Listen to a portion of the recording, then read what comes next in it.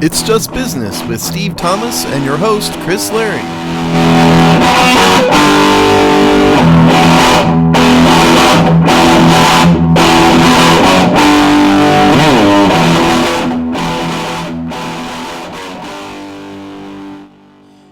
Hello and welcome to It's Just Business on the Hogstye Network, the show where we look at the dollars and the cents of the sports media business industrial complex. In the year of our Lord 2021, how are you doing, Steve? I'm good. We are on episode 99 this time. Wow. So one more. We have not been canceled by our network overlords just yet. This is amazing. Of course, I am our network overlord, so I haven't canceled myself. But that kind of diminishes the excitement of what we've done. But still, almost episode 100. We'll throw a big online party. We're on at our least we would if I didn't hate parties.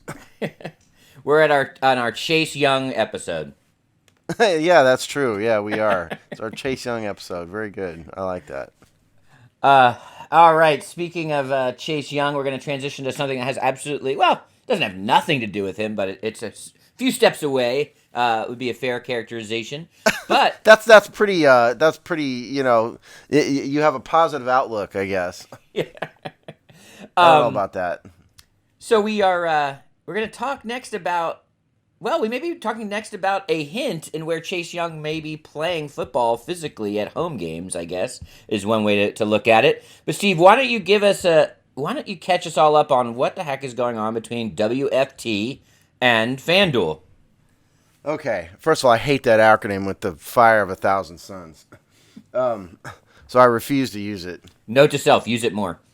Yeah, thank you. Because I already have to edit it out for our writer, Nolan from Tampa, because he uses a combination of WFT and the team, capital T, and that's just even worse. So I have to constantly edit all that garbage out of his writing, and I'm sure that makes him happy, but I don't care. Okay, so Washington has entered into a contract with FanDuel, but this is not what you think. What has happened is the entity that owns the Washington football franchise has gotten a permit to become a betting institution in the state of Virginia. So this is not the contract between Washington and FanDuel is not your typical advertising, marketing thing where FanDuel puts some signs up and, Washington will send out some emails. No. What has happened here is that FanDuel is going to become a betting platform through which the team itself is going to host gambling. And what Chris mentioned about Virginia or about the stadium is that, this seems to indicate that Washington is going to be the leading contender, or Virginia is going to be the leading contender for a new stadium because this betting permit is Virginia, not Maryland. Now, we heard that Dan Snyder was trying to get this permit in Maryland, but thus far, at least, he hadn't gotten it, that we have seen at least, or that has been publicly announced. So this lends credence to the thought that Virginia is going to be the site of a new Washington stadium. But more importantly, this is almost revolutionary because we're going to see the team allowing fans to gamble, I would assume from their website, at least if they're in Virginia, and then for people in Virginia, and then from the stadium itself. But they haven't really announced too many specifics about it yet, but that's what I have to assume are those two things. What do you think, Chris? Yeah, no, I mean, it's short on details, as you say, Steve. So, I mean, there's a long journey to go about what the implications and how this actually rolls out on all of these fronts. And yes, we are reading tea leaves to a degree. I mean, the stadium could still go in a number of directions. This isn't a lock by any stretch. It's a pretty big piece of data, though, and what makes me think that it probably at least portends to Virginia being a stadium, unless they get this deal other places, is because if you want in-stadium gambling, then being in the state where it's legal is pretty massive. So if, now it might take years for a variety of reasons, but if one of Snyder's things is that this is going to keep people in his stadium or better yet, bring people to his stadium, which has been a problem of late, then turning it into a live sports book is a strategy. So you wouldn't do this and then put your stadium in a place where people couldn't take advantage of your business partnership in the physical confines of your stadium. So I find that now, yes, you could get similar laws in other places, and then it maybe wouldn't matter, and you'd have these three localities remain in play. But it seems like a pretty massive step towards Virginia. Oh yeah, no, I think so. And I don't know how much the permit costs, but Snyder's paying some amount of money to the state for the permit. I mean, they don't give out things like the whole entire purpose of a permit is to raise money for the state. More so than regulate anything. That's a cynical look, but it's just a fact. That's why you have to pay a driver's license fee. For example, just yeah. The interesting thing to me is what online component is there going to be for this? Because there are certain states in which you cannot legally place bets. Like FanDuel constantly offers things like, place your first bet with us, and we'll give you, like 50 to 1 odds for this particular game if you live in this particular, like the state of Tennessee. I heard that on Clay Travis talking about this on Outkick a while ago. So if Washington now has a state of Virginia permit, I'm assuming what that means, in addition to just live stadium stuff, is that there will be gambling online for people in the state of Virginia, which is a significant part of Washington's fan base. I would assume that's a part of it. And this may be the old-fashioned me coming out, but in terms of in-stadium gambling, it doesn't really lend itself to family fun at the stadium, though, right? Because it's kind of like it could arguably be sort of like taking your family to a casino, and that's not fun for kids. Even though I did it when I was 13 years old, but that's another story entirely, I guess. So I don't know if I like it. I understand it from a financial perspective. It's a way to bring in money, bring in, additional tickets sold and whatnot. But I don't know from a family perspective, it's really the greatest thing in the world. I don't know how much it affects that really. I mean, if you're thinking about Vice and Vice tax, which is essentially what these owners do, you as if I'm bringing my family, I'd rather sit around a bunch of dudes looking at their phones following their bets than be 12 beers in, right? So in terms of affecting, I mean, it depends on what they're talking about. What if it's going to be the floor of Caesar's Palace? That's one thing. If you're just going to be able to play some sports bets, that's another thing. So I don't know if I have enough details. We have enough details. Yeah, yes, we don't know. Yeah, is it yes, or is it just the allowance of people making a bet in a certain part of the stadium, or are we eventually going to have a third of the stadium that, looks like Caesar's Palace, and probably at that point they would be, why stop there? And already the online books do this too. You can play craps, you can play poker, you can play, roulette or whatever. They just become casinos. The online sports books already do that. So if you're going to do one, why not do the other? Does FanDuel do that? I'm not sure. I wouldn't be surprised. I mean, I guess we could look it up real quick. But I know that a full range of gambling usually follows one kind of gambling. Well, yeah, that's kind of my point. Is it sort of goes down a dark road a little bit. I don't want to say dark. I don't want to say dark. I just think it goes down a road that doesn't encourage family. I guess, but Las Vegas is one of the most popular family destinations in America. By the way, not what I would do. I'm not saying that but I'm just saying like that. Being the gambling capital, used to be, I guess, the gambling capital of America, didn't stop Las Vegas from being family friendly. Apparently, enough people can balance those two things. I guess. I mean, it's not the greatest place to bring kids in the world. I mean, I'm not saying kids don't do it, but it's more of a, kids, we have to take you because you're our kids and we can't just leave you at home, more so than it is taking them to Disneyland, because listen, I've been there. Okay. Oh, and I'm looking at FanDuel's website right now, and there's a casino option here. Yeah. So yeah, it says play casino games for real cash. So to some extent or another, FanDuel does that. So I have to think that Obviously, that's going to be part of it. Now, whether that means they have blackjack tables in the hallway, that's another matter. Maybe they don't do that. Who knows? But this is a very important thing, though. I'm getting too far down the ethics of it.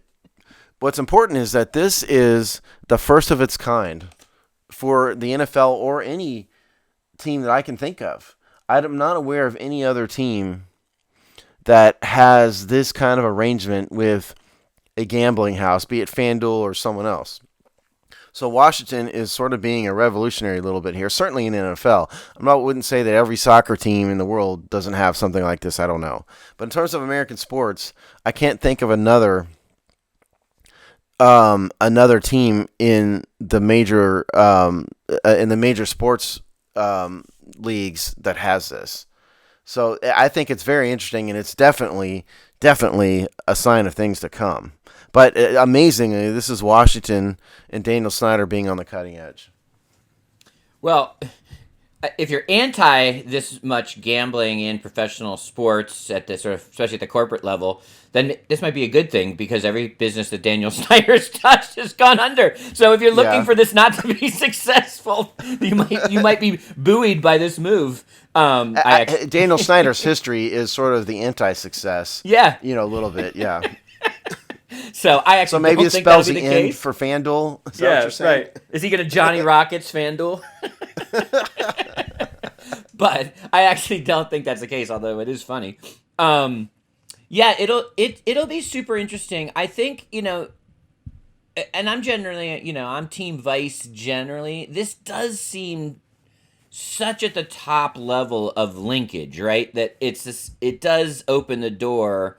And, quite frankly, with an owner who doesn't have a great track record on ethics, I mean, and whatnot. I mean, so if you wanted to also pick an owner that you would guess would be open to, less than things on the up and up, if you really do think, and, I think it's a totally viable, and even if you're pro some of this, a practical way to look at this, you have to look at where the seal is tight to keep corruption, crime out of it, right? Like, to do this, you actually have to be more vigilant on those things to make it work, not less. So, and if you were to put the 30 some odd owners in a lineup and pick one you think might be the, where the seal's not as tight, Snyder's on your short list.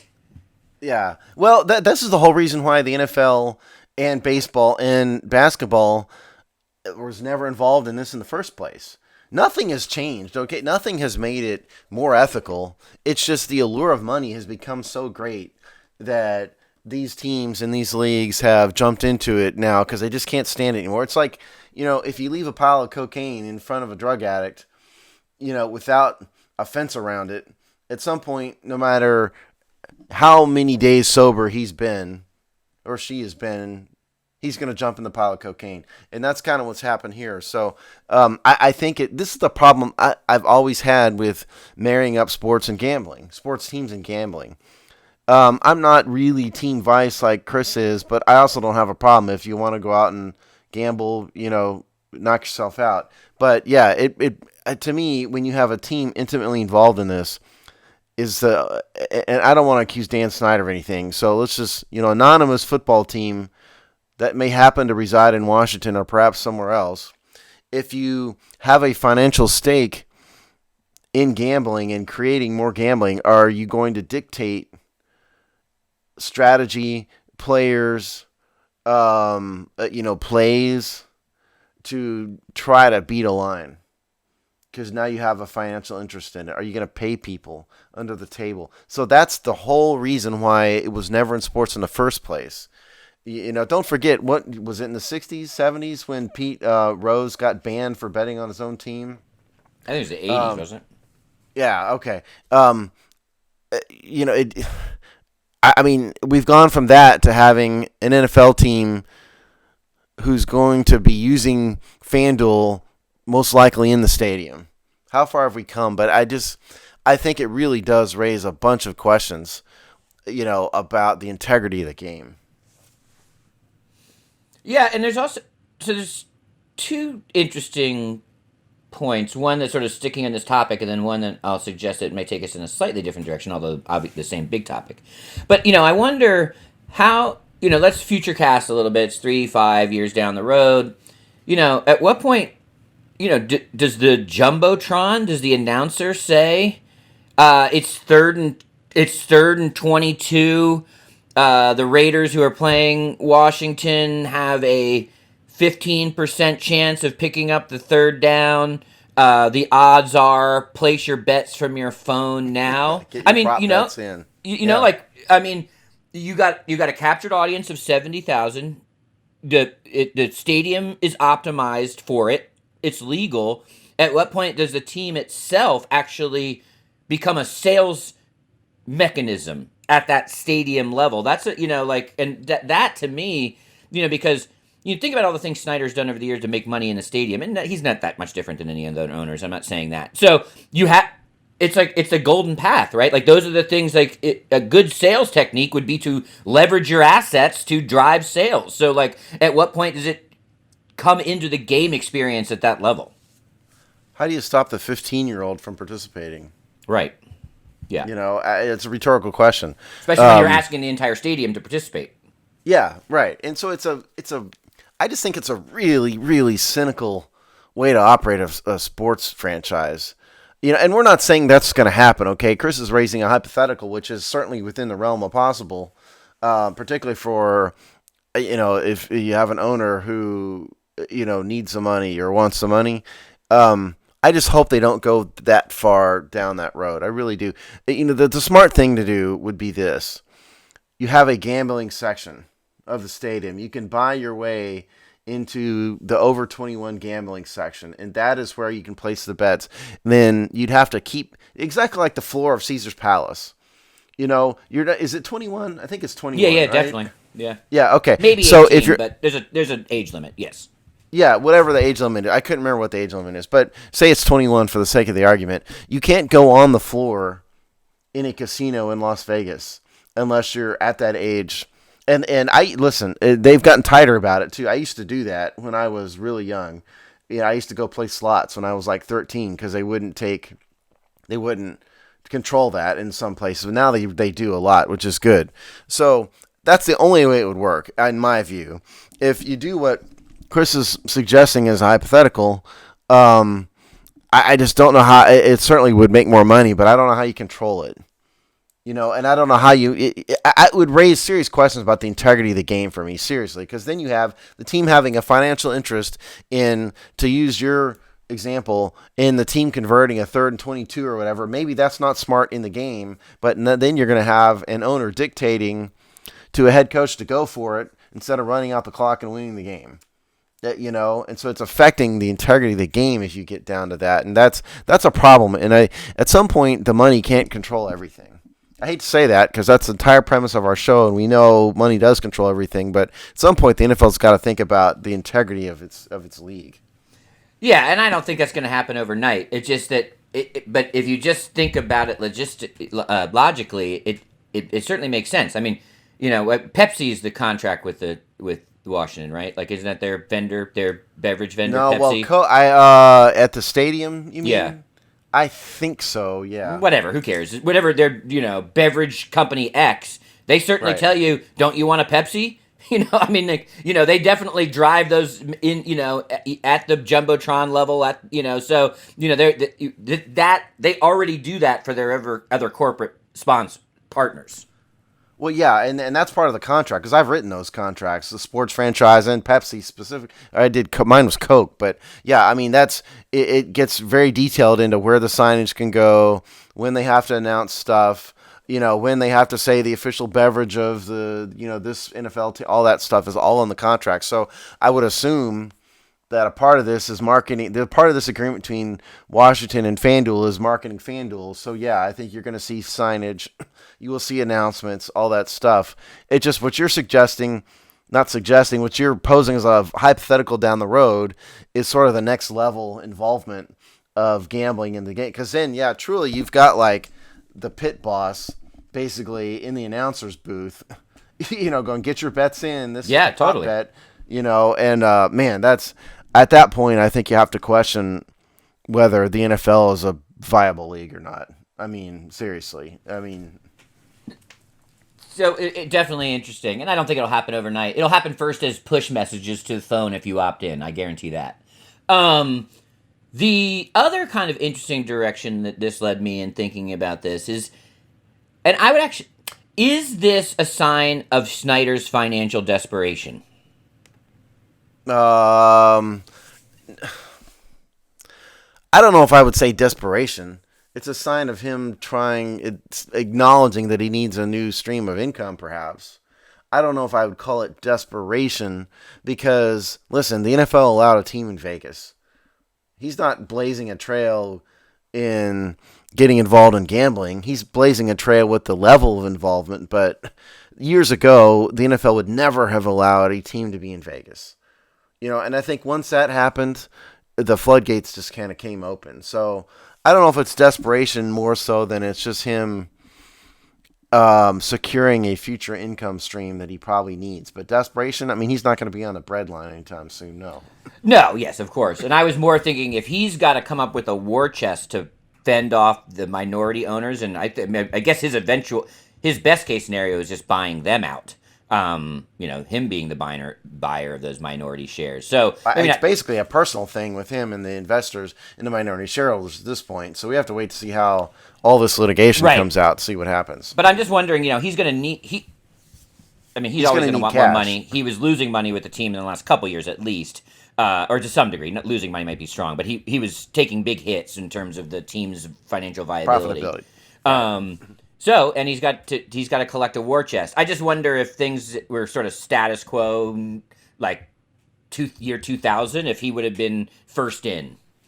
Yeah, no, I think that's a legitimate question, and I think it probably irritates him to have to pay full price, to basically have to pay more than he paid for his shares years ago to buy out these three guys who now he's really super mad at. He probably isn't at all happy about the prospect of having to hand over hundreds of millions of dollars for a team he already owns to three guys he doesn't like. Probably is not happy about that in any way, shape, or form. So yeah, maybe this is a way to make himself feel a little better by just creating a new stream of income that doesn't really have to tap his war chest, so to speak. So yeah, that's an interesting thought. Yeah. FanDuel is the new FedEx. It's kind of like having to pay your neighbor to date your wife, Oh, Lordy. Take my wife out and I'll buy dinner. I mean, that's kind of what's sort of an analogy for this, and that can't make Dan very happy, no.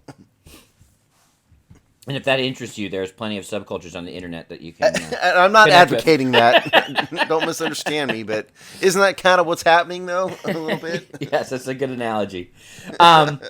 Anyway, so I'm sure this was just this was heck of press release at this point. So there'll be way more details around this story coming up, I'm sure. Yeah, there was all this was I guess I didn't say the source. Washington put out a story about this, and that was it. It wasn't even really a press release. It was just it wasn't one of their normal press releases that we get. It was just a story on the website that said, "Hey, there's this FanDuel Washington thing," and it was oh god, when was this date? It was dated earlier last week for those of you listening now, but it didn't have too many details at all, as to what sort of the future.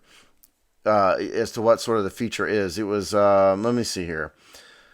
The story is from January 26th. It was called FanDuel Brings America's #1 sports book to Virginia with multi-year partnership with Washington football team. That was a post on their latest news section on the Washington website. So, yeah, that's that. Now, in terms of new stadium, like Chris said, this is not... decisive about a new stadium because he could go get a license in for Maryland too, for this, and maybe he still will if they're planning on an online directly from the website, sports betting thing. It would behoove them to go get a Maryland permit to allow the entire fan base to participate. So we're not saying this is conclusive, but certainly, I think it's evidence that they are looking towards Virginia. And not only that, for the stadium reasons, there just isn't a good there isn't a good place in Maryland anymore. If you combine, um, the fact that the state of Maryland spent their stadium money on the National Harbor Casino, and it's tough for me to see the stadium going in Maryland now anyway. Whereas Virginia, there's a lot more space. The government has always been slightly more open to it, even though the last governor who was a really an advocate for it is gone. I still think Virginia's way more open to a stadium, and they can put it somewhere easily when that's just not the case in Maryland. So it's certainly evidence. There's also a fan base capped in Maryland now too with the Ravens. I mean, that's just a given. Yeah, that's right. If you go at some point north on 95, they're Ravens fans, not Washington fans. And with the continued success of the Ravens and the continued black hole of suck of Washington over years, that line keeps drifting more and more south every day. Yeah, for sure. So I would agree. I think it's a step towards Virginia. It's certainly, farthest from a done deal. And I also would caution people to overread it as an evidence that it's a hard step that way. But it is a step. Yeah, it is. So interesting. We'll have to see if other teams do this. The obvious one would be the Raiders. Are the Raiders going to have this? Because I think Steve Wynn was somehow involved in the stadium. I believe, for example. Yes, I believe so. Yeah, I wouldn't swear to that, but I think so. And if he's involved, you have to think that that's the next step for the Raiders too. Just for example, so at some point, is the NFL as a league going to have this? Can you bet directly from NFL.com? Someday in the future, maybe. Again, that's just a really, really negative step in terms of league integrity, I think. But the lure of money is too strong. Well, no. Probably. Here's two things that we know, or one thing that we know to be true. If Dan Schneider is financially successful with this, other owners are not going to want him to be the only one making this kind of money. Yeah, well, that's what Jerry Jones did when Jerry Jones took over the Dallas Cowboys. He was the first one to really do significant local sponsors. And what happened? Everybody, once they saw he was, making, significant bank with this, every team in the league started doing it. So that was Jerry Jones' innovation. This is Dan Snyder's innovation. If it works, yeah, I think people are going to follow suit. Because again, people just need to understand. Money rules everything in sports. This is the whole premise of the show. Money rules everything. Integrity will go out the window. Everything will go out the window if a ton of money is involved. So, yeah, I mean, we have to see in 3 years. I can't imagine the Raiders don't do this. So we'll have to see if they're next and who follows. And the one thing I'll leave you with on this one, it's not, if you think about a stadium, especially an NFL-sized stadium, it's a complex, right? It's not just a stadium, it's the things around it. And this wouldn't be so if you would almost think about, okay, so there's a new stadium in Virginia, gambling is whatever version of legal, and there's like an off building where it happens. Even one step further from what you were saying, Steve. So there's no gambling within the stadium proper, but there's an auxiliary building, half a block away that you walk to. Snyder Towers. Yeah. That already exists in the NFL. It's called the Meadowlands, where they have a horse track, literally right next to the stadium. In the same compound area. It's a trotters. It's the one where they, carry the little guys on the back. They don't ride on the horse. They ride on the little, like. Oh yeah, that's not called trotters, but yeah. Yeah, whatever that is. Then there's some strange legal reason why that's legal and horse racing isn't. It's very Byzantine. But so there are examples already of where you see a gambling house adjacent to a stadium. Well, yeah, and we've heard over the years that Snyder's interested. Dan's been trying to do this for a while. It wouldn't surprise me if a casino got thrown up at the new stadium location. And Virginia has the space for this. You wouldn't necessarily have the space to do this in Maryland unless you started buying out city blocks, or putting it way south of like Waldorf or somewhere, which is way out there. So, no, that wouldn't surprise me, at all if there's a casino attached to it. No, absolutely not. Make it a destination spot because this started. Um, I think with the idea of I was about to say mixed use, but the idea of having commercial developments around stadiums started a few years ago with when owners are building new stadiums. Then you'd have restaurants and shops. So the natural progression of that is casinos, and have a whole mini Las Vegas around your stadium and make it a destination. So yeah, I could see that Yeah, especially if you're not downtown, right? Which NFL stadiums often aren't. because Hockey, they're too big. basketball, yeah, they can integrate themselves into a city, and especially in Washington D.C. has been a crown jewel for both those stadiums in terms of building out the urban areas around that. But if you need the space to put a football stadium in, it's not going to be downtown, so you're not going to be able to do that kind of development, and you're not going to be able to kind of benefit from that development that would already be there anyway. So you have to manufacture it. Okay, so I'm looking at a map, and unfortunately, it's Google Maps, which I don't like Google, but of Las Vegas, and Allegiant Stadium is immediately across the street from Mandalay Bay. On the strip, on Dean Martin Drive, as it will. Dino. Yeah, so it's right in the heart of everything, and I think Mandalay Bay is kind of at the end, if I recall, of the strip. Yeah, the Luxor, Excalibur, MG. Yeah, so anyway, it's right in the middle of that, and so could I see Dan Snyder wanting to do that? Absolutely. I didn't even know there was a horse racing track at the Meadowlands. But Yeah. some similar things. So I'm assuming you can play sports bets at the dog track, at the horse racing track. I would assume. I don't think so because I mean, Oh, really? no. I mean, it's horse racing in New York is strange. It's allowed. It's highly regulated. It hasn't really opened up. Well, opened up to much else yet. But I think the racinos as they're called. Oh, harness racing. That's what it's Harness racing. called. Yes. Yeah. Yeah. Anyway, so we'll move on to another football related topic. It's Super Bowl week as we record this, and as you listen to it actually. So as we record, as you listen, as it's available to you to listen, all of this will have taken place before Tampa Bay v Kansas City kicks off for Super Bowl, whatever Roman numeral it is. So that's always a good time for a sports business story. We've covered this, lots of angles of this, and we even a couple shows ago talked about some of the pandemic implications and some of the financials heading in. But the real interesting story here that we haven't already covered or isn't just sort of typical of the Super Bowl, and this isn't going to be a typical Super Bowl, is that a lot of big advertisers are actually taking the year off, so to speak. Probably the crown jewel of them is Budweiser, which Budweiser has been involved in Super Bowl ads for 40 years. It's where they've debuted some of their biggest marketing campaigns that went on to live for years. You think of stupid Budweiser frogs and what's up and all kinds of Budweiser pitch angles that sort of even joined popular culture to a degree were debuted at the Super Bowl.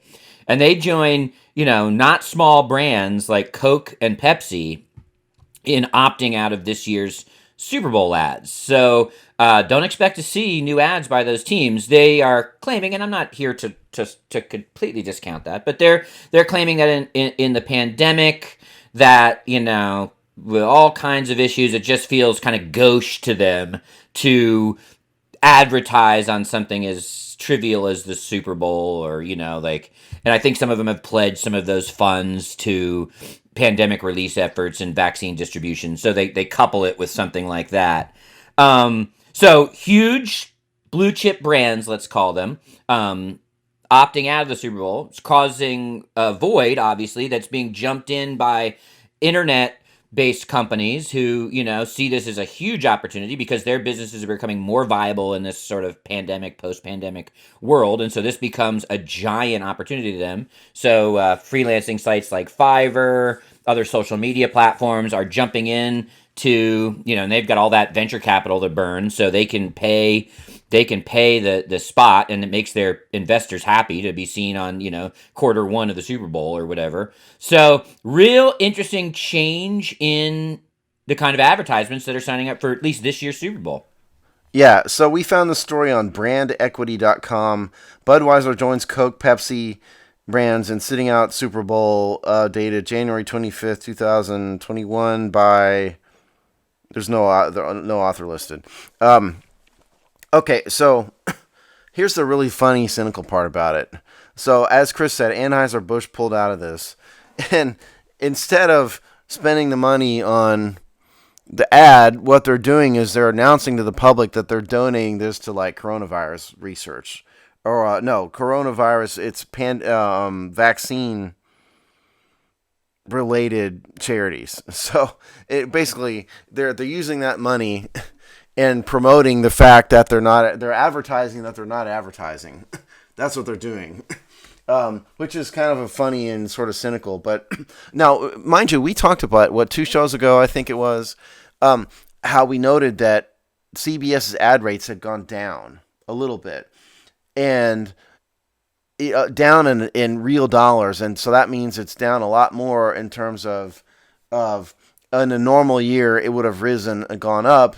Instead, it went down. So that's kind of the delta of change is a lot. And in spite of that, even with lower advertising rates, they still couldn't get these major institutional advertisers to participate. So I think it's a sign that they are anticipating a severe downturn in Super Bowl viewership this year. That's what the history of sports in 2020 was. The NFL ratings are down a little bit. We talked about this. We've talked about this a lot. NFL ratings are down. MLB was down a lot. Basketball down even more. So I think they're just seeing this landscape. I don't think Anheuser-Busch cares a whole hell of a lot about investing in coronavirus vaccine research or whatever it is. It's just a way to keep their name in front of the public, I think. But I think what this is an acknowledgement that it's just not a good year for sports. And 2021 isn't going to be a good year. The future, 2021 isn't going to be a good year for sports either. So I don't think we're going to see the really super creative, interesting ads this year. Because, is Fiverr going to do ads like that? I just can't see it. So I think it may be a sort of a more, quote, normal advertising season for the NFL next weekend. Yeah, I think, yes, I would agree that there's some cynicism here, but I actually think it's kind of brilliant on these big blue chip advertisers' part, right? Because, one, you are such a Coke and Budweiser has such, they don't need, to some degree, to a large degree, they don't need the Super Bowl for brand recognition, right? These are, 100-year-old brands. Everyone knows they're like etched in the public consciousness. So taking a Super Bowl off is not going to harm them.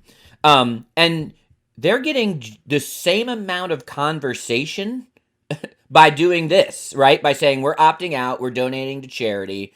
They're getting the same amount of coverage. So it's brilliant, Well, that's what I'm saying. Yeah, hats off to this. And it probably draws from a different budget line. They can move the $5.5 million or whatever it is to their corporate responsibility budget line and keep that money in their ad budget. So it probably even allows their internal changing of where this money gets accounted for.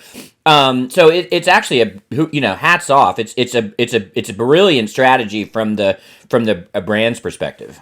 And they probably get a tax break on the money they do. Exactly. That's why you move it to corporate responsibility. That gets tax less. And then, by the way, the research lab or whatever could care less about the cynicism of where they get $10 million. That's just how philanthropy works. You don't, most of our philanthropy is off the backs of dead capitalists. You don't care what somebody did in the 1930s to amass that wealth to have a foundation. If you're in the lab, you just know that you just got your budget by $5 million. So who cares? And for those of you who don't know, Chris has been involved in this stuff and knows this better than most. And just to clarify, so Anheuser-Busch is not pulling out, it's Budweiser that's pulling out. Anheuser-Busch itself is still going to advertise various other Anheuser-Busch products. It's just the Bud Light, which is the iconic Budweiser, Clydesdales, and that "What's Up" thing that made me want to claw my eyes out, for several years. That's what it is, and then Coke. But yeah, no, it's kind of to a certain extent, it's the best of both worlds because they are advertising the fact that they aren't advertising. Yeah. And then and then they're getting a tax break by throwing it into coronavirus vaccine awareness, is what the article says. So yeah, tax break on the money, and then they're putting themselves out in the public consciousness. So yeah, it is a brilliant move to a certain extent. And again, I just think it's a recognition that even with a decent matchup, decent profile matchup in the Super Bowl, it's an acknowledgement that the ratings are going to be down because there's going to be fewer Super Bowl parties. There's going to be fewer people that have 20 people over at their house or 50 people to watch the Super Bowl. There's not going to be, massive Super Bowl viewing stuff at, your local, pick your chain sports bar. There's going to be a lot less of that, a lot less eyeballs on the game, and so this just isn't the year for them, for any of these advertisers, to spend huge money designing an ad campaign when they're not going to get their money's worth out of it. That's what this tells me. So just so you know, that's a great point in terms of Anheuser-Busch, the parent company, still advertising, but Budweiser, the specific brand, not. So that you can still expect to see commercials from Bud Light, Bud Light Seltzer Lemonade, Michelob Ultra Organic Seltzer. So, you're still going to see plenty of specific beverage brands owned and bottled and all that nonsense from Anheuser-Busch in the Super Bowl. I do have one counterintuitive thing, and I totally agree with you in terms of there's it's undeniable the hit sports has taken, like everything else. I am going to go out. We've been making predictions lately, and it's always fun because we can test this one quickly. I actually think the Super Bowl ratings are going to be at worst status quo from the last 5 years, and maybe even people are going to be talking about a surprise uptick in ratings. Now, I don't think this is a trend. I'm not saying that would portend to any kind of, back up on sports ratings as a whole. But I think you have more people in their homes. I do think you do have a good matchup. So from that level you have that. And I think the counter argument to Steve's point is if you don't have 25, 50 people over at one household watching the Super Bowl, it means that you have all those people at home watching the Super Bowl. So, I'm very prepared to be wrong. I think that smart money would bet against me. But I actually have a counterintuitive take that we may actually see an uptick in the Super Bowl's ratings. And the playoff ratings have actually been quite strong. Yeah, I don't know, man. I just think sports ratings have been down, generally speaking. They had a classic matchup in the NBA Finals. It was down over 50%. It was the worst NBA Finals they'd ever had, basically. The World Series was down, and they had the Dodgers in the World Series. So it was. I hear what you're saying, and I understand. Yeah, people are going to be at home on a Sunday night. What else are they going to do but watch the Super Bowl? But I just don't know if that's what history suggests. Not history. If recent history of the past 12 months suggests that you're going to be wrong, we'll see. Yes, that's why I called it the counterintuitive take. The one differentiator, and I'm on record, so we don't have to debate this. But I'd be happy to take my lumps or take my victory lap in a couple weeks. But those sports didn't have real seasons. The NFL had its real season. Like there was the NBA basically had a real season. They took a month off, but they played 70-something games. Yeah, but they still had a weird playoffs and they still had a break. I'm just saying, like, if you kind of followed this NFL season from the box scores and it would look exactly like the season before. Yet their ratings were down. Yeah, all season. We'll see. It'll be interesting. And we can see what weird internet company's commercial we're talking about. See, I would say we ought to do a bet, but the last bet didn't work out. So maybe we'll just call this one a friendly gentleman's bet. Well, you're welcome to mock and ridicule me. I'm always up for that. That's always fun. And I'm never wrong, so I'm anticipating that I will get to mock and ridicule you in 2 weeks. Um, I'm the risk taker with my takes. Um, so I know we're not overtly about the actual games on the field, but because people are going to be listening to this before the game, and we are legally obligated to have a call in the game. Do you want to go on record? Uh, no, because I want to save that for the Hogsty, because that's what I don't want to.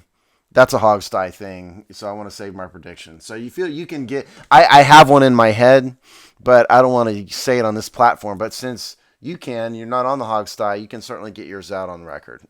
And I'm not saying I'm rooting for this, by the way. There's a difference between what I emotionally would want, although I really don't have a big stake, and what I intellectually think.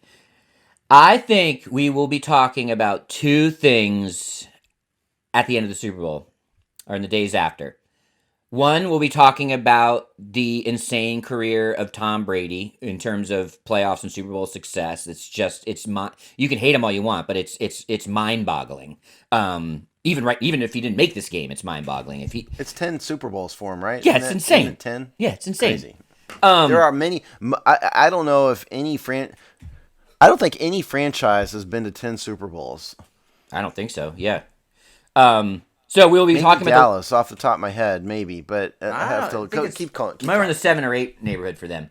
So I think we're talking about the insane career of Tom Brady, which means he will have won. So I'm picking Tampa Bay. And the second narrative of coming out of the Super Bowl that describes Tampa Bay wins will be the defensive coaching prowess of our man Todd Bowles. I think Todd Bowles is going to be the first defensive coordinator that in a big spot can figure out the Kansas City Chiefs enough to hold on for 4 quarters. Okay. By the way, answer to my question is Dallas has been to 10 NFL championships and won 5. So, and maybe the Steelers are the other one that's been to a whole bunch. So, point here is that Tom Brady has had more success as an individual than almost every team in the NFL. It is nuts. He's won, put it this way, you want to really be cynical about it?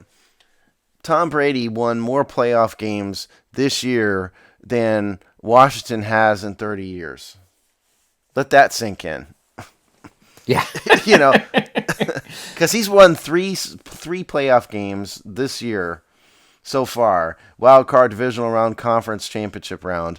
That's more than Washington has won since 1992. No, it's almost like science fiction to think about it when you start to break. And considering that this isn't the Patriots, right? This is new team, first year. It's crazy talk.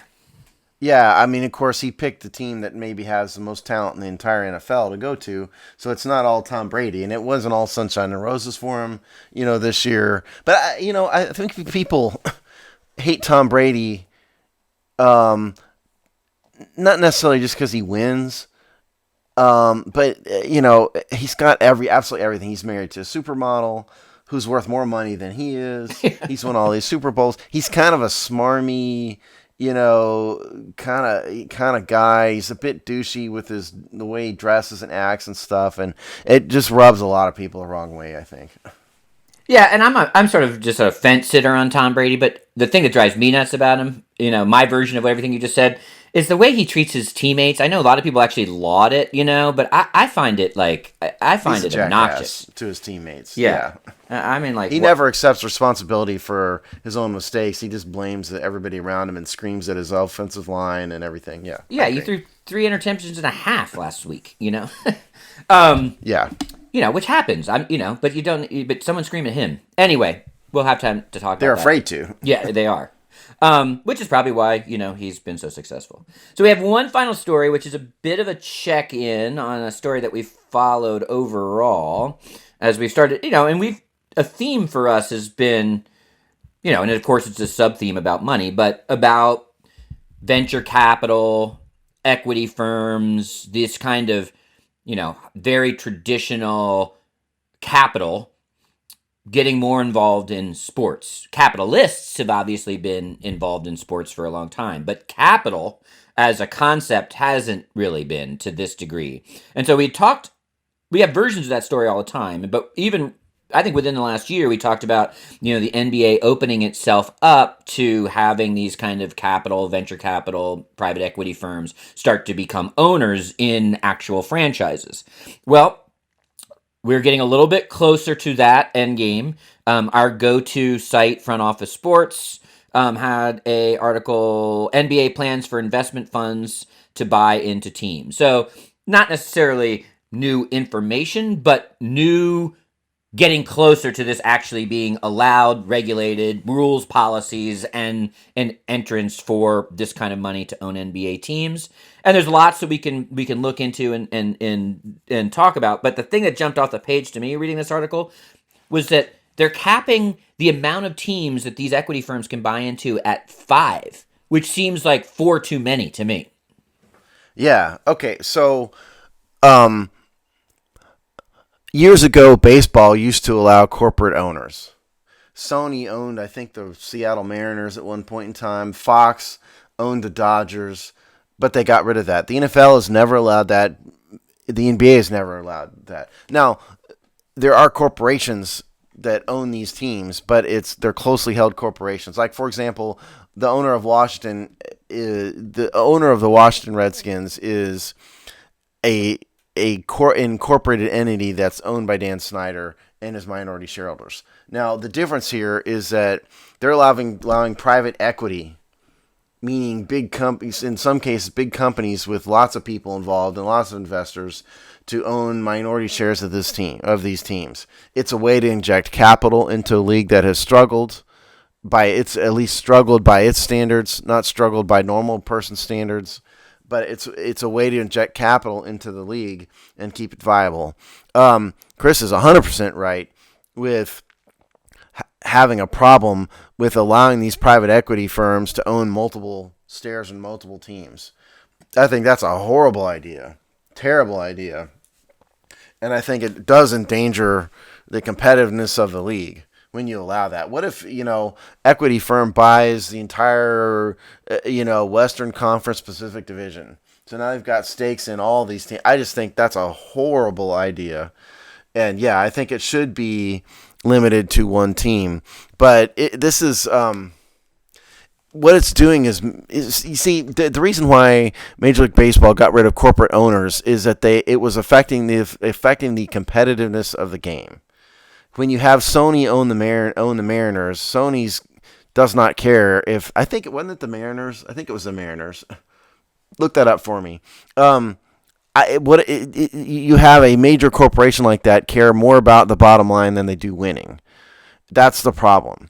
Whereas if you have an individual owner, you have Robert Kraft owning the New England Patriots. It's Kraft himself wants to win. That's the idea. And so you have these equity investors involved. They don't care at all about winning. It's only about the bottom line, and it's making the majority owner care more about that than the on-the-field product. That's the problem, So that's why I have a problem with it. And then you allow them to own multiple teams all at once, or own stakes in multiple teams. I think that only exacerbates the problem. So I think it's a terrible idea for competitive reasons, even though what it's doing is propping up these struggling teams with, that will allow them to be flush with cash. It was actually Nintendo with the Mariners. Okay, there you go. And they sold their majority stake at $661 million in 2016. They divested. Okay, there you go. So yeah, it was Nintendo. And I think Sony now owns Nintendo. I think is where I was getting Sony. But regardless, and again, like the Fox owned the Dodgers at one point in time, and the Tribune owned the Cubs. Public. Yeah, right. Yeah, but they don't have that anymore, and there's a reason for it. This disturbs me on multiple levels, and it disturbs me far more that they're allowed to have multiple teams. I would agree. And I'm, if you listen to the show regularly, you probably could guess my opinion. But, one of the things that these private equity firms do, these holding companies, and I know there's distinctions around these things if you start to slice and dice it, but they buy companies, they sell their parts.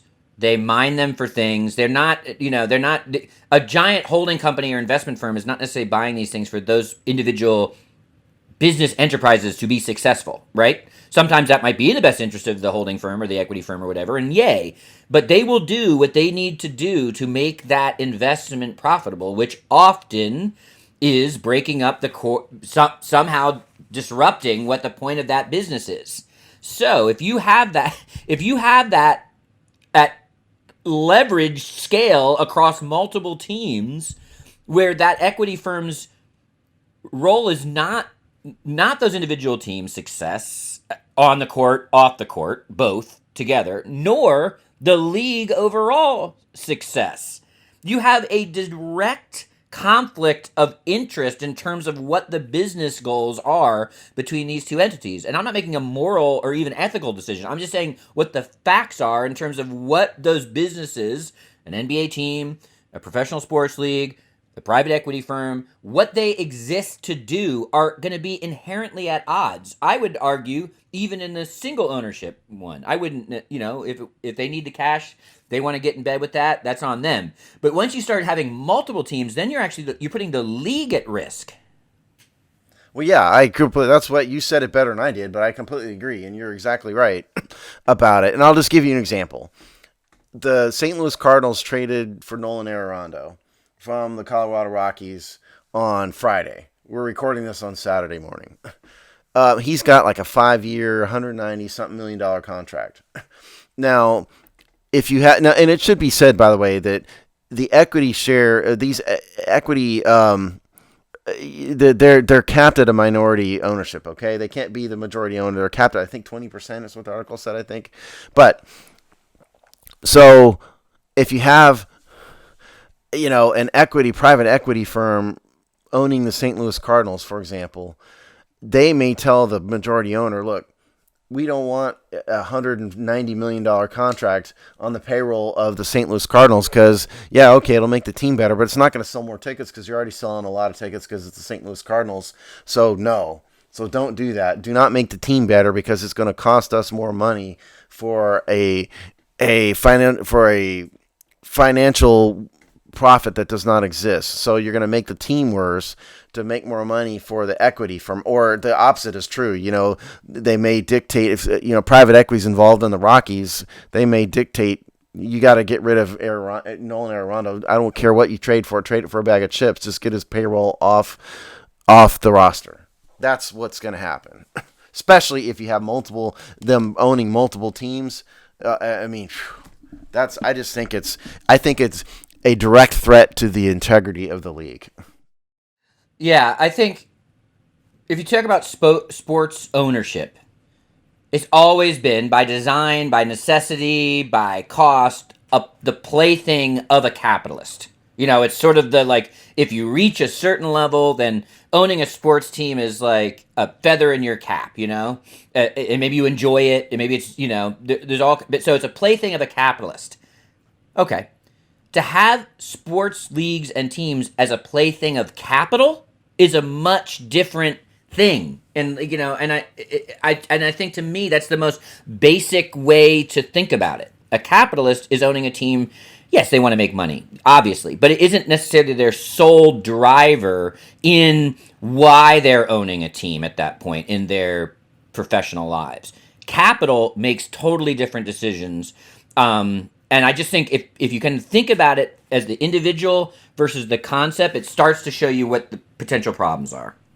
Well, as an example, say what you want about Dan Snyder, but what you should not doubt is that he loves the Redskins.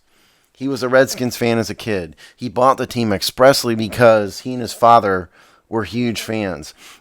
Everything he has done, he's gone about it the wrong ways, but everything he has done has been to try to get Washington to be a winning team. Again, he's done things horribly, but dictating, Dwayne Haskins, signing Bruce Smith and Deion, all that stuff that's happened. Those decisions he's made is because he has wanted his team to win. He is a huge fan and loves the Washington football team, formerly the Redskins. You bring an equity partner in, private equity in, they couldn't care less. It's just less maximized profits. And that's probably the number one thing that will happen is minuscule payroll and sell tickets.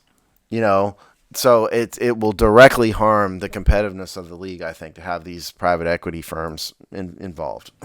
Yeah, and I like we don't have to belabor it, but when I read the story to prep for this, I was like, okay, whatever.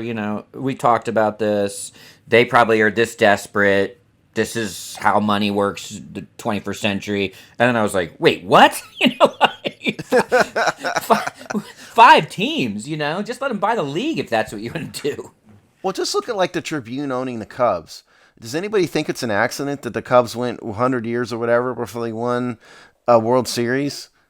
It's not an accident. It's because the Tribune cares far less about winning than they do making money. Whereas we have, hypothetically at least, you have an individual owner who, as Chris said, it's more than just making money because you could find better ways, other ways to make money. It's about kind of the ego of owning a team and owning having a trophy and all of that stuff. And private equity utterly does not care about that in any way, shape, or form, particularly if they own like an entire division.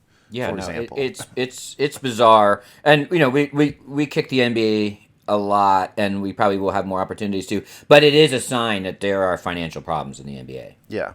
The NBA is ruining itself for a bunch of reasons, and this is an acknowledgement of the struggles they're having. David Stern's not walking in that door. Um, No.